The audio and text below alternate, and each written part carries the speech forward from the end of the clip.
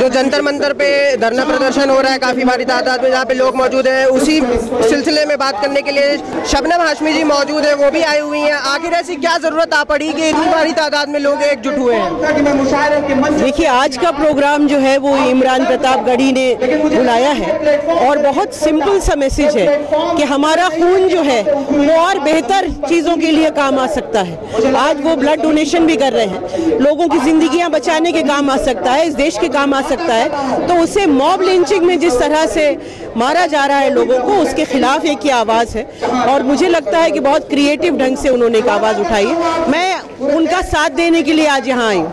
Mob lynching के खिलाफ जिस तरीके से आप लोगों को आखिर ऐसी क्यों जरूरत आ पड़ी? क्या आप सरकार को, प्रशासन को नाकामयाब मानती हैं इन तमाम महाज पर? नाकाम सिर्फ नाकामयाब नहीं, नाकामयाब तो है ही, बल्कि उसमें पूरी तरह से एक जिसे कहते हैं कि कनाइवेंस है। क्योंकि जो ग्रुप्स हैं, जो हिंदुत्व के ग्रुप्स हैं, जो मॉब लिंचिंग कर रहे हैं, उनको ना सिर्फ ये कि अरेस्ट नहीं किया जा रहा, बल्कि उनके पास पैटर्नेज मौजूद है। तो नाकामयाब तो है ही, नाकामयाब नहीं होते तो ये जरूरत नहीं होती अगर रोक दिया गया होता।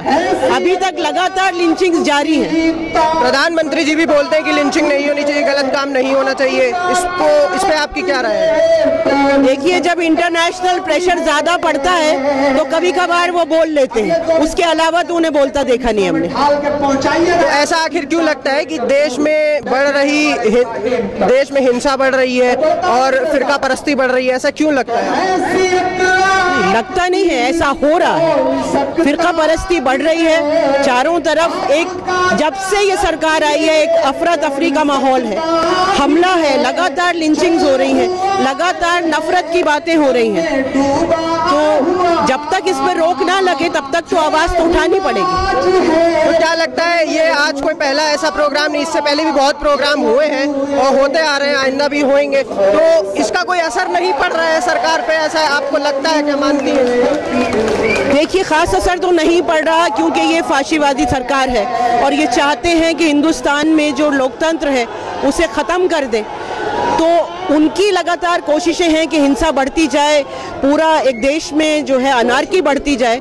और जनता की ये कोशिश है कि जो जिन वैल्यूज़ के लिए हम लड़े थे, जो हमारी एक ख्वाब था हिंदुस्तान का जहाँ पे सबकी बराबरी हो, उस हिंदुस्तान के लिए एक लड़ाई है लगातार। तो ऐसा रेजिस्टेंस भी बढ़ेगा, उधर से भी बढ़ेगा। देखना ये है आगे क्या होगा। आखिरी सवाल आपसे कि जिस तरीके से मुद्दे से भटकाने की बात करी जा रही है, जो असल मुद्दे हैं उन पे बात ना होकर गैर जरूरी मुद्दों पे बात हो रही है, तो क्या आप मीडिया को भी इसमें जिम्मेदार ठहराती हैं? हम कम से कम नेशनल जो बड़ा मीडिया है उसको तो जिम्मेदार ठहराते ही हैं, बिल्कुल। क्योंकि नेशनल मीडिया इस वक्त सिर्फ एक तरफा शक्ल दिखा रहा है, सिर्फ एक तरफा चीज़ें दिखा रहा है। उसको ज़मीन पे क्या हो रहा है, डिमोनेटाइजेशन से क्या हुआ, जीएसटी से क्या हुआ, किसान कितनी हत्याएं कर रहे हैं, कितने मॉब लिंचिंग्स हो रही हैं, उसके बारे में, उन इश्यूज़ के बारे में बात नहीं हो रही। बेरोजगारी इतनी बढ़ रही है, 2 करोड़ की बात हुई थी, अभी चंद लाख रोजगार भी नहीं दिया है इस सरकार ने। तो इस सरकार की जो नाकामी है उस पर बात नहीं हो रही, बल्कि इस सरकार को बढ़ा चढ़ा के सिर्फ एक शक्ल को, एक मोदी, एक अमित शाह, सिर्फ उन्हीं की शक्लें दिखाई जा रही। तो ये थी हमारे साथ सामाजिक कार्यकर्ता शबनम हाशमी जी, जिन्होंने तमाम बातों पे बेबाकी से अपनी राय रखी। अब देखना ये है कि इन तमाम बातों को आप कैसे देखते हैं, अपने जहन को किस तरीके से प्रिपेयर करते हैं आने वाले कल के लिए। दिल्ली से न्यूज़ मैक्स के लिए मोहम्मद शाद।